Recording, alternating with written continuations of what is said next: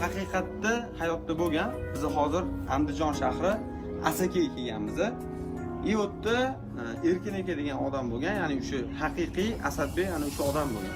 Shu odam bitta o'zlarining yaqin ukalariga mana 1987-yil mana shu mashmoshlarni pazarga qilgan ekan. O'sha shu mashina shu yerda qolib ketgan. Bitta mana shu atrofni ko'rsanglar ham bo'ladi. Umuman chiqadigan joy yo'q. Mashina mana shu 4 ta devor ichida turibdi. Ya'ni chiqishga xod yo'q. Hozir sizlar bilan shu mashinani bitta ochib ko'ramiz. Probeg 0. Mashina bir marta balonlari chirib ketganda 07 ni balonlarini taqib qo'yishgan. Qani sizlar bilan hozir ko'ramiz. Endi videoga like bosib turinglar, chunki bu eksklyuziv video. Hali bunaqasi bo'lmagan. Men o'zim 89-yilman. Shu paytgacha yangi Jiguli ko'rmaganman men. Sizlar bilan bitta ochib ko'ramiz.